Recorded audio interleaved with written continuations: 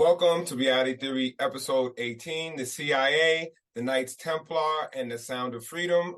Sound of Freedom is a new movie about sex trafficking in Colombia. It's getting a lot of hype.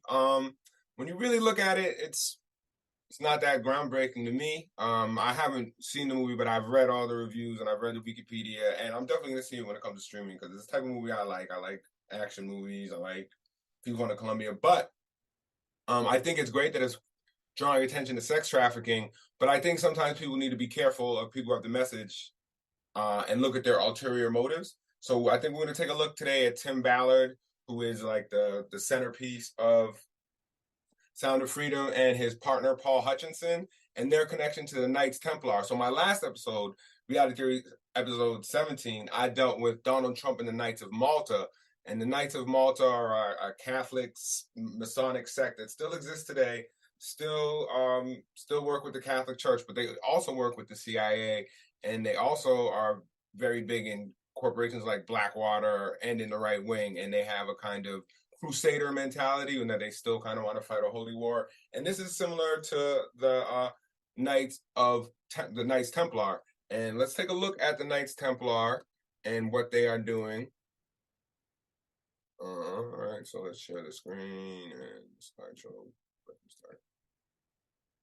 All right, so here we have Jim Caviezel, who actually plays Tim Ballard in this movie, where Tim Ballard is a Department of Homeland Security expert who goes to Colombia and uncovers a sex trafficking ring, and he busts it, and he's a big hero, and he saves all these kids. Yay! But I think you also need to look at what his background is him being originally a CIA agent. And if you look at the history of the CIA, they don't really fight child trafficking. They get involved in it. They don't really fight drug trafficking. They get involved in it. They don't fight crime. They kind of control and get involved in crime a lot of the time. So him being a former CIA agent already makes me suspect. And again, the Knights Templar are a crusading, holy war, like damn near religious fanatic organization that is intent on promoting Christianity and also fighting Islam and other religions, which is interesting because Tim Ballard is a Mormon. Now, before we get into who he is, let's get into who he isn't. Now, there are rumors going around that he is a child molester because there was a Tim Ballard in Arkansas who was convicted of having sex with a 17-year-old girl and kind of grooming her since she was maybe a 14-year-old girl. And it looks kind of like it is Tim Ballard when you look at the original picture. This is Timothy Ray Ballard, and let's look at his date of birth is November 17th, 1970. That's important. Let's see, he's a male, obviously. His race is white. His eyes are brown. His hair is brown. And he lives in Arkansas. And he was a Baptist principal. That's what he's a principal at a Baptist school. So if you look at these other pictures of Tim Ballard, it does look like they might be the same Tim Ballard, right? It's kind of same round face, stony expression. But if you dig a little deeper and you really look into this Tim Ballard versus the Tim Ballard from Sound of Freedom, you'll see they are two totally different people. So right here we have Tim Ballard again. There is him by himself. And let's play this video because this video makes it look kind of convincing.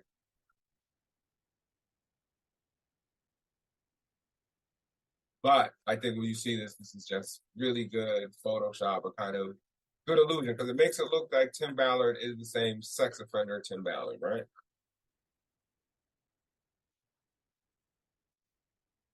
But that's actually the picture right there. So this Tim Ballard does not look like the Tim Ballard from Sound of Freedom. His face is a lot skinnier. He has a longer nose. And then if we look at another picture of him, that doesn't look like Tim Ballard at all. It looks like the guy from the previous picture. So I don't know if there was some type of error because this Tim Ballard is a Baptist preacher. Tim Ballard from Sound of Freedom is a Mormon. And if you look at the kind of dates of birth, remember, he was born in 1970. Here is Tim Ballard from Sound of Freedom's LinkedIn. So he started Brigham Young in 1994. And before that, he had a 2-year Mormon missionary trip to Chile. So that would make him approximately 49 years old, most likely born in 1973 or 1974. And the other Tim Ballard was born in 1970. And we could see here during the year 2010, when that Tim Ballard was arrested and convicted for child molestation, that this Tim Ballard was working as a special agent and undercover operator for the U.S. Department of Homeland Security.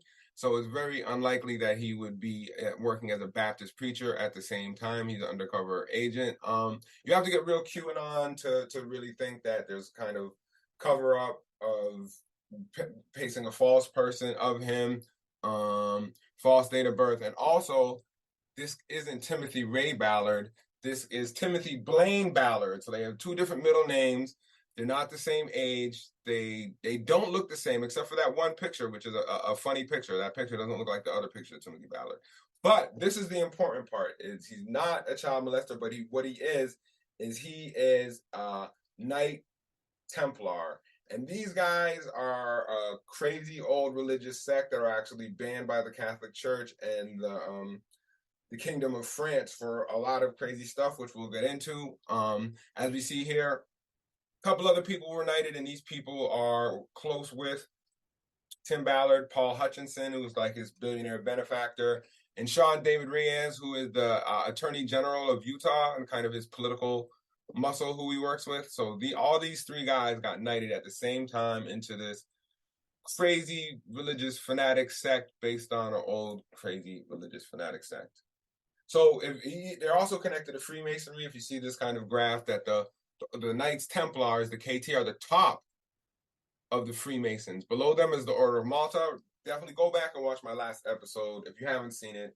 Episode 17, Donald Trump and the Knights of Malta, and we'll see how the Knights of Malta have a big impact on the U.S. military and also subcontractors, military contractors like Blackwater.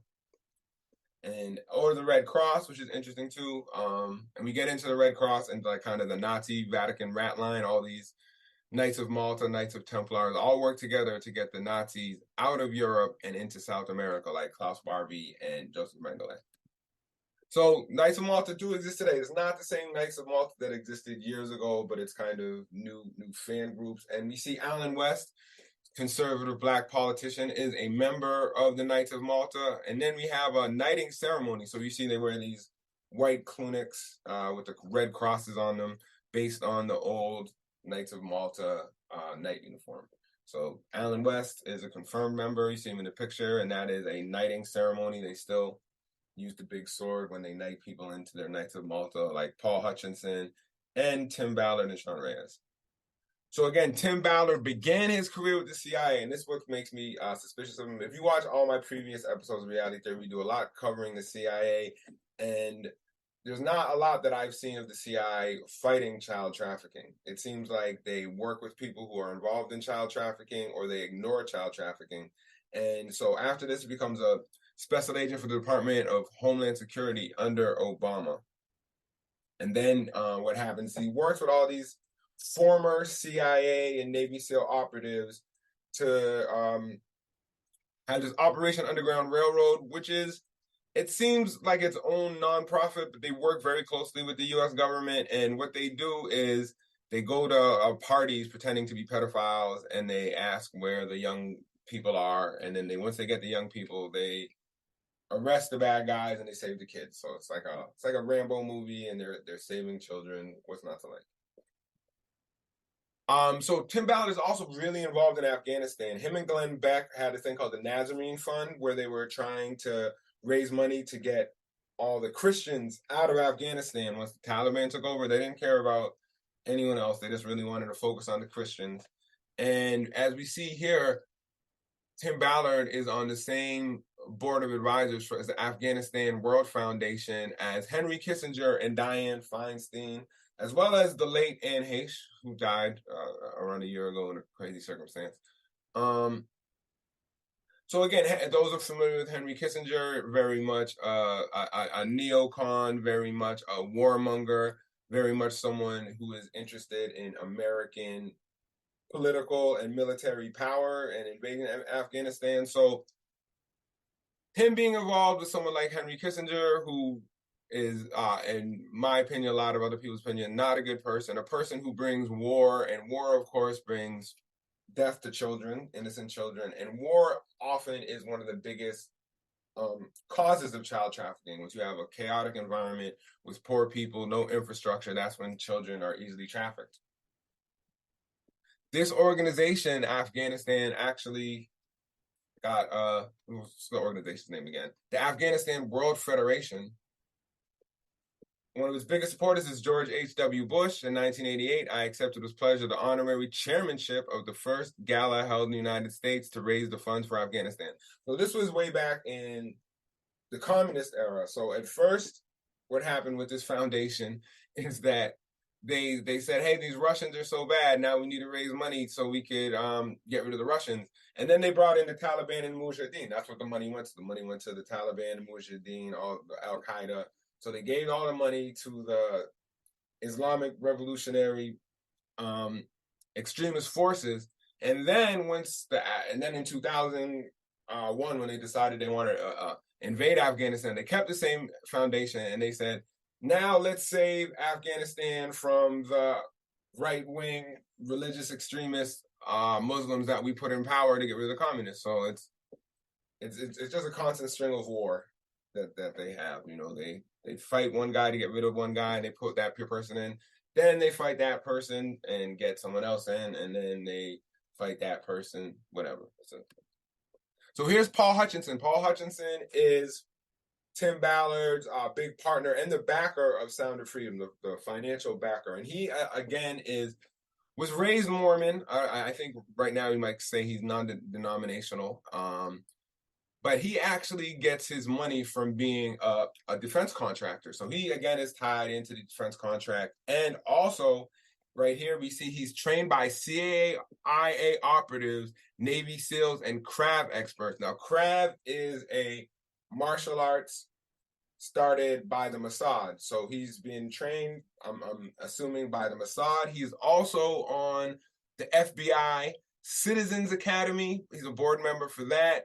And he is also, like he said, like we were before, he's a Knight of Templar. And also, he was knighted by the Medici family in San Martino in Rome. All right. Now we see some other things that he have here. That's pretty much the same stuff we have here from before. This is his LinkedIn. 2022 International Medal of Freedom. All right. So here we see that he is the co-owner of Atex Defense Systems, which provides body armor to police and military. So he's definitely tied into the military-industrial complex, has ties to the military, CIA, and law enforcement. Okay. So let's learn more about the Knights Templar. This actually is from my previous episode. So if you read it again, bear with me. So the period of the Crusades extended from 1096 to 1272, and during the early years of the Crusades, 3 orders of knighthood were founded and have left their records on the pages of history. In the order of their establishments, these orders were Knights Hospitallers of St. John in Jerusalem, later known as the Knights of Malta, who we covered in my last episode, and became military in 1119. So they are a military organization, despite them trying to say they're like a non-profit healthcare organization. They're very much a military organization. 2, the Knights of Temple Solomon, or the Knights Templar, which, again, we'll get into the history. It doesn't have the same continuation from the Catholic Church that the Knights Templar has, because the Knights Templar are actually disbanded. Organized 1118 as a military and religious order. And 3, Teutonic Knights of St. Mary and Jerusalem, later known as the Teutonic Knights, organized 1190. The founders of these orders were all of noble birth and were knights at the time of the formation of the orders. There may have been other orders of knighthood in recorded history formed by voluntary association of members, but these 3 are the only ones that come to mind at the present writing. All other recognized chivalric orders were founded by kings or emperors or persons of royalty, such as the Knights of the Round Table by King Arthur, Knights of the Golden Fleece by King Philip, Duke of Burgundy and Flanders, In addition to the Knights Templar and Knights Malta, both of which were formed voluntarily by knights, Freemasonry has the following legitimate order of knighthood: small selective groups which by tradition have backgrounds of royal founding. one, Knights of the Red Cross of Continental, Knights of...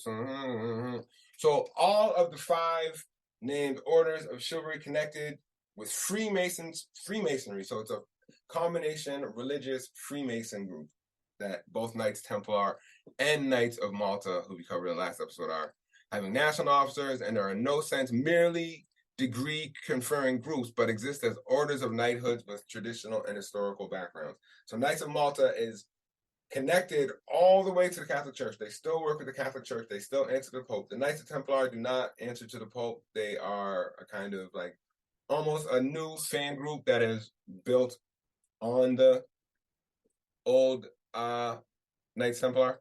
So here's some pictures. Now, they're very Game of Thrones-y. If you think of the sparrows and the High Sparrow, like that's very Knights of Templar. If you watch Game of Thrones, think of these crazy religious fanatical knights who really are fighting a holy war. So their big thing was going to Jerusalem and the Holy Lands, which were occupied by the Islamic people, Muslim people at the time. But they wanted to take the Holy Lands back for religious reasons, not unlike the recapturing of Israel years later. But these guys, religious fanatics who invade people for religious reasons.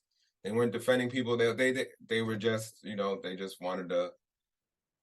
They want their own territory. They have their own religious reasons to fight. So here's some more pictures of the Knights Templar. Again, very Game of Thrones-y. Lots of fights, lots of violence, lots of blood. They were known for their fighting. Here again, more Knights Templar. You can see them with the Red Cross. And again, very Game of Thrones-y. Huge, big battles, and they would try and fight to take care of the Holy Land. And they said they were trying to protect Christian pilgrims, but really what they were trying to do is they were trying to take over the Holy Land and eradicate the Muslims at the same time. So it was a very violent crusade.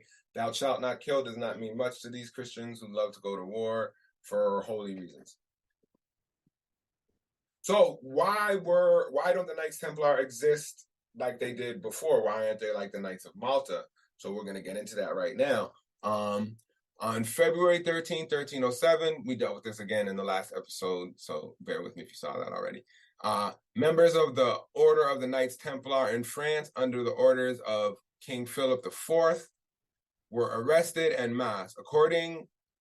Amongst the charges levied against the Templars were denying Christ, God, the Virgin, and saints, committing sacrilegious acts against both the cross and images of Christ, denying the sacraments, performing idol worship, absolving fellow Templars of sin, engaging in secret ceremonies, illegally increasing their own wealth, placing obscene kisses on new entrants on the mouth, navel, and buttocks, and practicing sodomy. Undoubtedly, a majority of the charges were legitimate concerns about secular and ecclesiastical authority. So these were rumors going around. They actually had spies in the Knights of Templar who would reveal this. Now, a lot of these confessions that the Knights of Templar made were made under torture, under King Philip's forces. There was Jacques de Molay. He was the kind of leader. He was the last one. He was burned to the stake. So there was a very Game of Thrones-y type war between the King of France and the Knights Templar, and the King of France came out the victor, and the Knights of Templar were disbanded. A lot of them became the Knights Malta. So the new Knights Templar have really no historical connection other than inspiration to the Knights Templar, unlike the Knights Malta, when we see people like Eric Prince and Paul Behrens and Joseph Smiths and all sorts of CIA directors like John McCone, Bill Casey. All of these guys were Knights of Malta, and they were connected directly also to the Catholic Church of the Knights of Malta. These new Templar Knights don't have a connection to the Catholic Church, except for their kind of ideological crusading mentality. So according to these sources also that were found, that these Knights Templar, they worshipped a goat god called Baphomet. And this is why a lot of people see them as heretics. In their ceremonies, again, they would have to be initiated, like there would be homosexual activities such as sodomy, such as kissing. A lot of people would say you had to kiss people on their butt, and also you would have to kind of spit on the cross in a picture of Jesus. So it's really weird. This is definitely some secret society type occult stuff. It's all documented. So, but this is why the Knights of Templar don't exist. Some people will say they their confessions were false because they were tortured, but there's a lot of information from spies, from previous information, that these guys definitely had their own crazy secret society. They had their crazy initiation rituals. And when we see in like Freemasonry today, like a lot of the skepticism about it is about the secrecy and especially about their kind of initiation rituals. So here we have Tim Ballard right there. He's behind Sean Reyes. And in this picture, I think we see George Washington, Harriet Tubman, Abraham Lincoln, all looking forward to seeing these grand abolitionist heroes, which is interesting because George Washington actually owned slaves. So I don't know why he would be happy with Tim Ballard freeing these slaves. But this is kind of how he's positioning himself as this kind of abolitionist, a modern day Abe Lincoln, a modern day white Frederick Douglass, kind of freeing these sex slaves from these poor countries. But we'll get into his kind of Mormon faith, and you know, by the Mormon faith, as recently as like 1979, they saw African Americans, or just Africans in general, people with African blood. So that would be Afro-Caribbean, African American, African, Afro-Latino, everything. So when you see these Mormons kind of having their missionary moments, it's very much a white savior moment of them saving these lesser than human people. Tim actually he adopted 2 kids. He found in a sting. So he got these kids in a sting, couldn't find their parents or whatever, and he just kept the kids, which is interesting. So he has 2 Haitian kids, and he's raising them under the Mormon faith. And the Mormon religion and African Americans have had a not too good relationship through the years, and they still really don't. And a lot of the kind of Mormon missionary thing is they need to convert people. So they need to convert people to Mormonism, and they even convert dead people. So they'll go to people's graves and they'll convert them. So again, we're not going to go into a whole thing on the history of Mormonism. I might point a couple videos in the description that will help you get a good idea about them. But this kind of Mormon faith mixed with this kind of Knight Templar mentality combined to have like a crusader, white savior type complex, with Tim Ballard going to places like Haiti and Colombia and rescuing these Afro-French and Afro-Latino people out of poverty, not poverty, sex slavery. And then there's a lot of other good resources. I'm not going to get fully into them. There's AmericanCrimeJournal.com, which has been covering a lot of the behind-the-scenes corruption of Operation Underground Railroad, which is Tim Ballard's nonprofit, which basically they play like Rambo, James Bond, and they do these undercover sting missions. And they never catch the sex buyers. It's never the sex buyers. It's just the sex sellers. So they're not catching like the white tourists who are coming to take these sex slaves. They just get the black pimps who are selling these sex slaves, which is, hey, they're doing something. But it definitely seems like kind of a modern day crusade of him saving these children and taking credit for it, and kind of, but also spreading his kind of crusader ideology. So now this is one of my problems with someone like Tim Ballard, who is a CIA guy, proponent of the war in Afghanistan, a Knights Templar, who are very much in favor of the religious wars from the American government. So go back, if you watch the last episode 17, on the Knights of Malta and Donald Trump, and you'll kind of see these kind of crusading Christians in their wars. So let's see what happens with the results of these wars is that wars create sex trafficking. And so we have an article by the New York Times.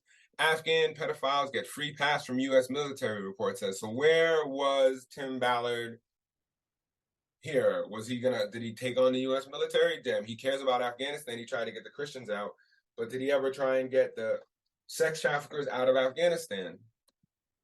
So on 5,753 occasions from 2010 to 2016, the United States military asked to review Afghan military units to see if there were any instances of gross human rights abuses.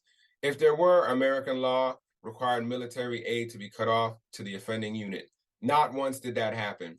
That was among the findings in an investigation into child sexual abuse by the Afghan security forces and the supposed indifference of the American military to the problem, according to a report released on Monday by the Special Inspector General for Afghan Reconstruction, known as SIGAR. The report, commissioned under the Obama administration, was considered so explosive that it was originally marked secret, no foreign, with the recommendation that it remain classified until June 9th, 2042. So the American government is enabling pedophiles, and they're trying to hide it. The report was finished on June 2017, but appears to have included data only through 2016, before the Trump administration took office. The report, released on Monday, was heavily redacted. We'll see a lot more heavily redacted stuff today. And at least in the public portions, it did little to answer questions about how prevalent child sexual abuse was in the Afghan military and police, and how calmly the American military looked the other way at the widespread practice of bacha-bazi, or boy play, in which some Afghan commanders keep underage boys as sex slaves. SIGAR said it had opened an investigation into bacha-bazi at the request of Congress in response to a 2015 New York Times article that described the practice as rampant. The article said that American soldiers who complained had their careers ruined by their superiors who had encouraged them to ignore the practice. So whistleblowers, people who actually tried to fight sex trafficking in Afghanistan, they were had their careers ruined by the brash in Afghanistan. So this is the American military, CIA, defense contractors. It seems that the same Knights Templar, Knights of Malta that Tim Ballard is associated with, the same kind of military-industrial complex, and the same theocons, right? These kind of right-wing religious people who want to fight wars for religious reasons. DOD and state only began efforts to address this issue after it was raised by the New York Times, said John F. Sopko, the Special Inspector General. And even after the story, the sufficiency of policies they've put in place and the resources they've committed seem questionable. When Congress passed the Lehigh laws, they prioritized the issue of gross human rights violations. As our report clearly shows, both agencies failed to live up to that task. A former Special Forces officer, Captain Dan Quinn, who beat up an Afghan commander for keeping a boy chained to his bed as a sex slave, said at the time that he had been relieved of his command as a result. We were putting people into power who would do things that were worse than the Taliban did, said Captain Quinn, who had left the military. So again, why isn't Tim Ballard exposing the CIA, or not the CIA, the military's role in sex trafficking in Afghanistan? He cares about Afghanistan. He cares about the Christians in Afghanistan. What is the Nazarene Fund doing to get these sex traffickers who are enabled by the American military? The Times also cited the suspicious death of Lance Corporal George Buckley Jr., a United States Marine who was killed at a checkpoint where he was stationed with a notorious commander who had a retinue of bacha-bazi boys. Corporal Buckley had complained about the commander and was killed along with 2 other Marines by one of the commander's boys. The SIGAR report made no mention of the cases of Corporal Buckley, Captain Quinn, or Sergeant Martland, and it appeared to have interviewed only 3 unnamed American soldiers who reported being aware of the practice, which many soldiers and Afghan officials have told journalists they know to be widespread. As of August 12, 2016, the Defense Department was investigating 75 instances of gross human rights violations, 7 involving child sexual assault, but even Defense Department officials acknowledged that was a small portion of the total, the SIGAR report said. Under Lehigh law, United States military aid funds must be cut off to any foreign military unit implicated in gross human rights violations, which includes the practice of bacha boys with its enslavement and rape of young boys. But another provision of American law, called the Notwithstanding Clause, says that Afghan military aid should be available notwithstanding other provision of law. The practice is so widespread that at least one of the 2014 Afghan presidential candidates was a one-time CIA-backed warlord, Gul Agha Shirzai, who was widely accused of being a pedophile who keeps Baka Bazi boys. President Ashraf Ghani vowed to end the practice in a 2015 speech, but there have been few, if any, prosecutions by the Afghan authorities for Baka Bazi practices. Mr. Shizai is now the Minister of Border and Tribal Affairs in Mr. Ghani's government. So the CIA, right? The same CIA who Tim Ballard worked for, same CIA who Tim Ballard worked with former CIA operatives. And I'm guessing he still kept a relationship with the CIA to this year, and he might still have one today. So the same CIA that has its officers like Tim Ballard fighting against child trafficking actually is supporting Afghani warlords who engage in child trafficking. So we're also going to look at some of the American contractors like Blackwater, DynCorp, and other contractors. And again, once you have these wars, you send all these single men who are dealing with PTSD and all these issues with no women. Their girlfriends are back home, and you plot them into a war zone, and we have total chaos. So and it's been going on since Vietnam. When you have these wars, you have lots of prostitution. These women prostitute themselves to American soldiers or defense contractors. And a lot of the times these women are young, 14, 13, 12. And the more perverted you are, you can get away with stuff like this. So let's look at the relationship between American defense contractors and sex trafficking. Nearly a decade after DynCorp International LLC employees were implicated in Bosnia for buying and selling women throughout Eastern Europe. So DynCorp is a military contractor, American military contractor, similar to Blackwater. So they get a lot of American military contracts to basically be soldiers, help out the military, whatever. The U.S. Army was told this February that supervisors of an Army subcontractor in Iraq had sexually assaulted women who were held in involuntary servitude. So the American military subcontractors are raping sex slaves. The women were recruited from their home nations with promises of well-paying beautician jobs in Dubai, says an Army memo summarizing the allegations, but were instead forced to surrender their passports, transported against their will to Iraq, and told they could only leave by paying a termination fee of $1,100.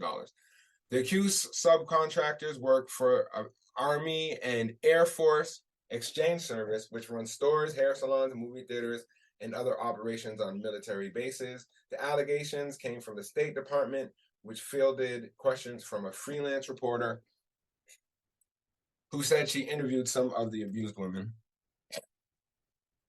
The memo says the contractor moved the women to at least 3 locations in Iraq. They were subject to poor living and work conditions and sexually assaulted by unknown individuals, to include civilian contractor supervisors. In another allegation, a former Blackwater guard, remember we did a whole episode on Blackwater and the Knights of Malta and their kind of religious crusade, and a lot of the crazy sex acts and cocaine and steroids that they were doing.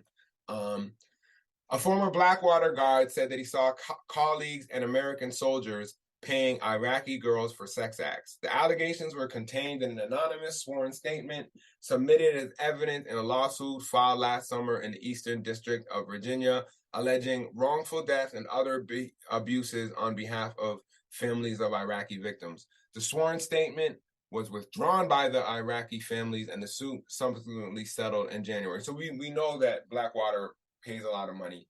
So we seen when they killed all the civilians in Fallujah, they paid them all a lot of money. So that's what they do rather than face the court of law or anything. They just pay their way out of scandals. The former guard, who asked that the center and the Post not publish his name out of concern for his safety, said a cluster of children would occasionally gather around Americans near a hospital inside the Green Zone in 2005. The guard said he saw older boys collect the dollar bills while Iraqi girls, some as young as 12 and 13, stood behind pillars or storefront corners and performed oral sex for each customer. Disgusted, the former guard said he reported what he saw to Blackwater superiors and that the information was shared with Blackwater founder Eric Prince. He said no action was taken. So these are the Knights Templar and the Knights Malta and their wonderful Christian values. Eric Prince is a Knights Templar supporter and most likely a Knights of Malta member. So these guys and their Christian values, similar to Tim Ballard and his kind of CIA Knights of Templar Christian values like Eric Prince, they really don't care when the sex abuse is happening and they can't politicize it for their own benefit. It actually hurts them to have the sex abuse be exposed. They hide it. In late 2007, officials at Armor Corps, a company providing private security guards for the U.S. Embassy in Kabul, learned that some of their employees frequented brothels disguised as Chinese restaurants and might be engaged in sex trafficking. The company withheld the information from the U.S. government despite requirements to report it to the State Department and a congressional request for such information. According to a lawsuit filed by a whistleblower from the company, the matter is still being litigated.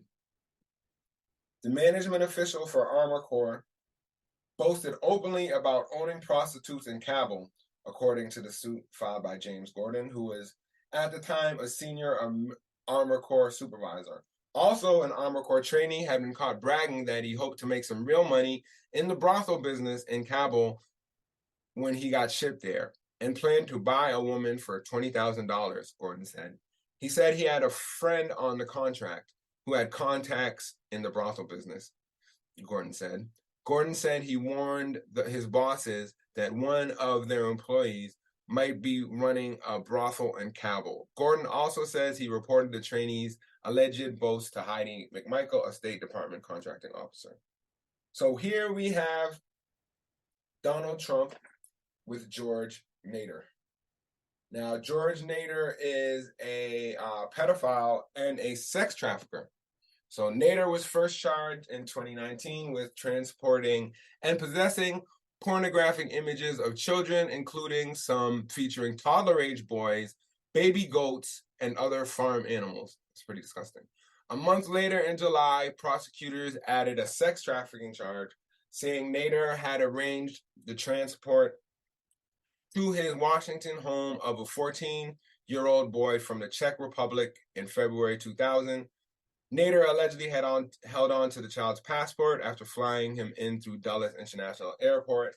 Once at his residence, he assaulted him nightly and kept the child silent by threatening him and his mother with imprisonment should they ever report him, according to the indictment. This is not Nader's first run with the law. He served 6 months after a 1991 guilty plea in Virginia to transporting child pornography. So he's been doing this for 30 years. Then in 2003, Nader was convicted in the Prague Municipal Court in the Czech Republic for sexually abusing boys, facing 10 charges there. He served a year in jail in Prague before being expelled from the country. The light sentences are believed in part to be the result of Nader's 30-year-plus connection to prominent movers and shakers in Washington. And again, he is connected to the same military, CIA defense contract that we have Tim Ballard connected to.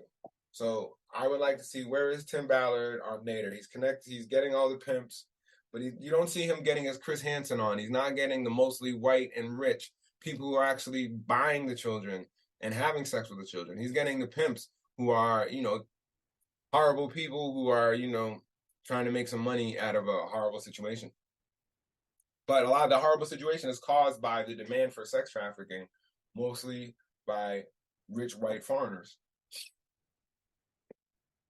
Last year, days before Mr. Trump took office, Mr. Nader helped set up a meeting at Seychelles Resort between Mr. Dmitriev, Emirati officials, and Eric Prince, the former head of Blackwater International Worldwide and advisor to Trump's transition team.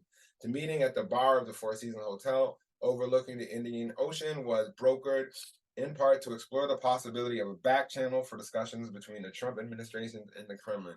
So we definitely went over a lot of the kind of the Knights of Malta, and a lot of them are like, kind of pro-Russian now. I guess one reason maybe is that they want to fight a holy war, not a cold war, now that Russia is not as communist as it used to be. Now here's some more on Nader. Nader has served as an advisor to Crown Prince Mohammed bin Zayed Al Nahyan, better known as MBZ, of the United Arab Emirates, and as a consultant to Blackwater founder Eric Prince. So Eric Prince is not only condoning sexual assault by his employees, but he's hiring a known sex trafficker and known child pornographer trafficker. All right, so this is Eric Prince, the kind of Christian crusader who has no morals and loves war. In 2018, Special Counsel Robert Mueller's investigation questioned Nader in connection to suspicions that the UAE work had been involved with Donald Trump's 2016 campaign. In August 2016, Nader met with Donald Trump Jr., Eric Prince, and Joel Zamel, an Israeli entrepreneur and specialist in social media manipulation. So we have a mix of Christians, Muslims, and Jews all working together to manipulate social media and help Trump win the election. There are conflicting accounts to whether the nearly $2 million Nader paid Zamel after Trump's victory is attributed to that or not. In 2021, Nader pleaded guilty to violating U.S. campaign finance laws by using over $3.5 million to reach out through a front to Hillary Clinton's 2016 campaign. So he's working both sides. Nader had several run-ins with the law related to sexual abuse of children. He was convicted in the 90s for transporting child pornography publications, and in prison in 2003 for sexually abusing 10 boys in the Czech Republic. Okay. And then also he pleaded guilty in 2020 to flying a 14-year-old boy from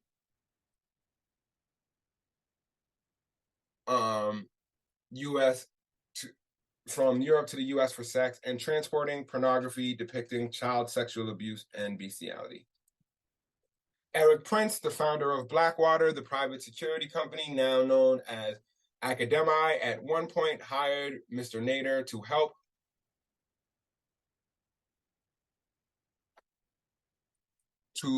help the company generate business deals in Iraq. In 2010,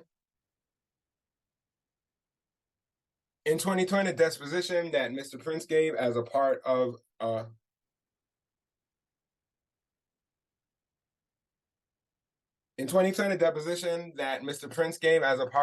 lawsuit against the company, Mr. Prince described Mr. Nader as a business development consultant that we retained in Iraq because the company was looking for contracts with the Iraqi government. So now one big place that is connected to Tim Ballard is Haiti. That was one of the places he actually did a whole documentary called Operation Toussaint about him saving these poor Haitian sex slaves. Now, again, Haiti is a big place now, but who is purchasing and abusing the children in Haiti? Why isn't Ballard going after these people? It's good job. It's great he's going after the pimps and saving the children, but as long as there's this demand for underage sex slaves, a new pimp will pop up and new kids will pop up. So Port-au-Prince, Haiti. In the ruins of a tropical hideaway where jet setters once sipped rum under the Caribbean sun, the abandoned children tried to make life for themselves. They begged and scavenged for food, but they can never scrape together enough to beat back the hunger until UN peacekeepers moved in a few blocks away. The men who came from faraway places and spoke a strange language offered the Haitian children cookies and snacks. Sometimes they gave them a few dollars, but the price was high. The Sri Lankan peacekeepers wanted sex from girls and boys as young as 12. I did not even have breasts, said a girl known as Victim 1. She told UN investigators that over the next 3 years, from 12 to 15, she had sex with nearly 50 peacekeepers, including a commandant who gave her 75 cents. Sometimes she slept in UN trucks on the base next to the decaying resort, whose once glamorous buildings were overtaken by jungle. Here in Haiti, at least 134 peacekeepers exploited 9 children in a sex ring from 2004 to 2007, according to an internal UN report obtained by the AP. In the wake of the report, 114 peacekeepers were sent home. None were ever imprisoned. In one particularly grim case in Haiti, a teenage boy said that he was gang raped in 2011 by Uruguayan peacekeepers who filmed the alleged assault on a cell phone. Dozens of Haitian women also say they were raped, and dozens more had what is euphemistically called survival sex in a country where most people live on $250 a day, the AP found. So again, these wars, whenever you bring in soldiers, UN peacekeepers, that's a lot when the sex trafficking comes in. You have these horny soldiers with no women, very angry people, some perverts already coming in, and they start getting regular prostitutes. And a lot of these countries, prostitution starts at age 14, and then the real sicko ones, they start getting the 10 to 14-year-olds. Now, one of the reasons for child trafficking, according to the former Haitian prime minister, is that traffickers are targeting Haitians' children for human organs. So they're just killing them and taking their organs. Trafficking of children and human organs is occurring in the aftermath of the earthquake that devastated parts of Haiti, killed more than 150,000 people, and left many children orphans, Haitian Prime Minister Jean-Max Ballard said Wednesday. There is organ trafficking for children and other persons also because they need all types of organs, Ballard said in an exclusive interview with CNN's Christian Amanpour. He did not give specifics, but asked by Amanpour if there is trafficking children, Ballard said, the reports I received say yes. Haiti is trying to locate displaced children and register them so they can either be reunited with other families or put up for adoption, Bellarive said. But he said, illegal child trafficking is one of the biggest problems that we have. Both groups appear to be legitimate, but lots of organizations, they come and they say they were children of the streets. They're going to bring them to the United States. Bellarive said he's trying to work with embassies in Port-au-Prince to provide Haiti's children from traffickers. Not sure if this is connected. This is a Guardian article for 10 years ago. Again, so people are selling organs. I don't know if they come from Haitian children or where these organs come from, but this could be a reason for child trafficking. 2 New Jersey mayors and donors of political and religious figures were arrested and charged in a massive bribery and money laundering scheme that included traffic in human body parts. As a part of a 10-year investigation into pervasive public corruption in New Jersey, hundreds of FBI agents fanned out across the state this morning to make arrests and search offices. Later, law enforcement vehicles crowded in front of agency offices as agents waited to unload their quarry. One northern New Jersey man, Levi Isaac Rosenbaum, was charged with conspiring to traffic human organs. Officials said he promised to sell the witness's relative $160,000 a kidney he had acquired for $20,000. So there are people out there who are dealing on the black market, and they are selling organs. And there is the Prime Minister of Haiti saying that Haitian children are being trafficked for their organs, which is very disturbing.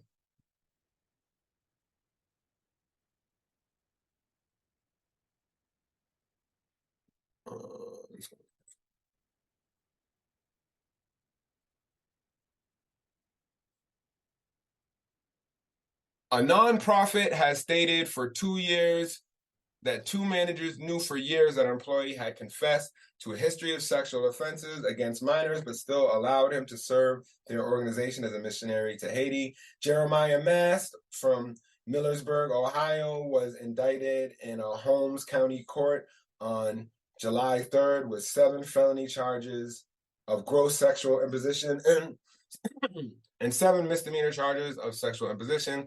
These crimes, which according to court documents, allegedly involved children under the age of 16 and some under 13, took place in Ohio between 1998 and 2008. Holmes County prosecutor Sean Warner said Mast pleaded not guilty to all charges. His lawyer, John Johnson, told NBC News. Mast also faces allegations of sexually abusing minors during his time serving Christian aid ministries in Haiti, according to the Berlin, Ohio-based nonprofit.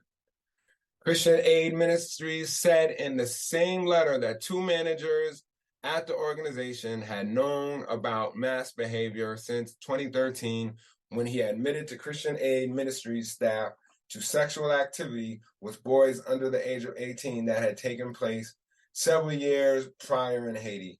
Robert Flores, an attorney representing Christian Aid Ministries, told NBC News. The managers did not return repeated calls and messages seeking comment. So now we have another missionary, again, charged with sexually abusing children in Haiti.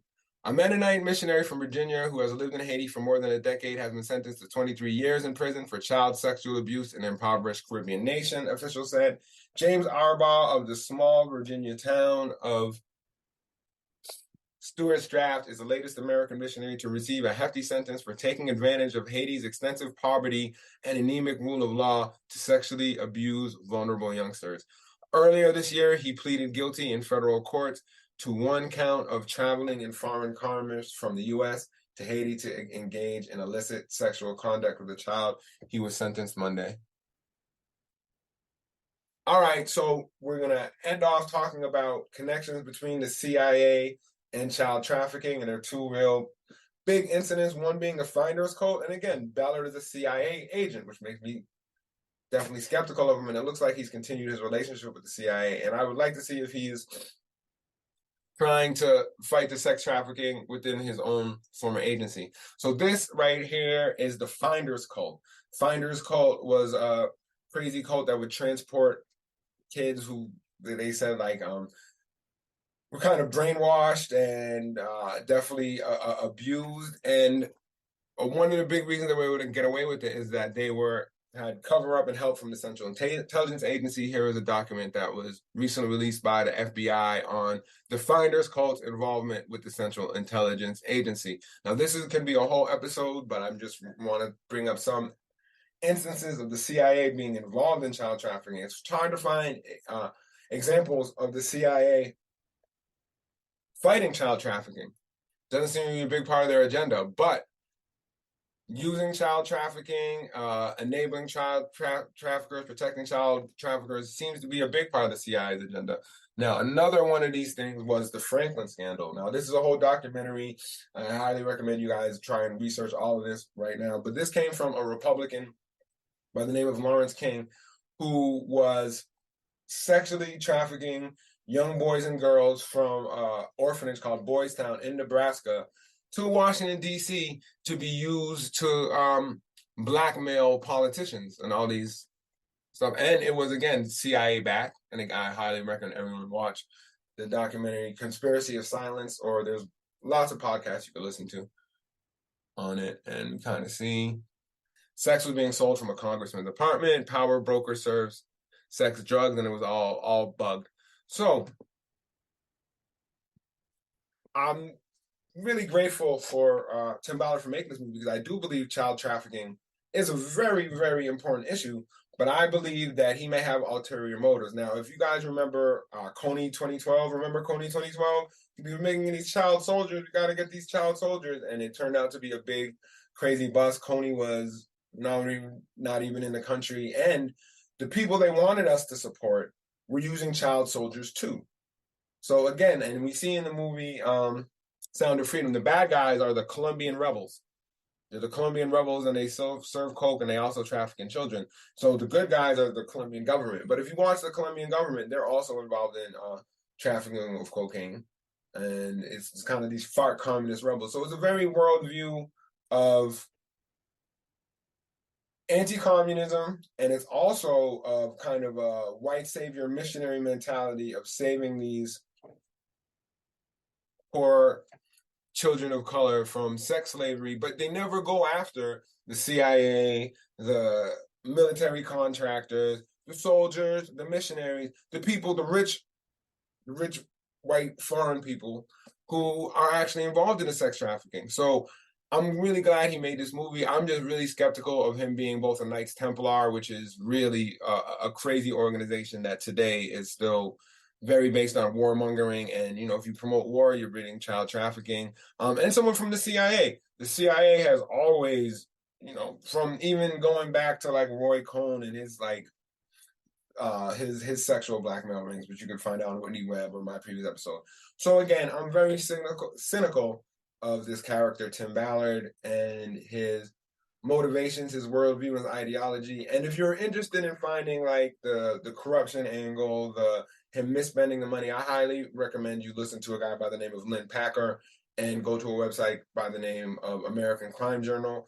And there's a really good episode by a colleague of mine, J.G. Michael, that he's also done on the kind of more of the corruption involved in the Operation Underground Railroad and the Sound of Freedom movie, Tim Ballard, Sean Reyes, Paul Hutchinson. But this is Reality Theory, episode 18. If you made it this far, man, like and subscribe, man. Like and subscribe. You made it this far. So thank y'all. Till the next episode.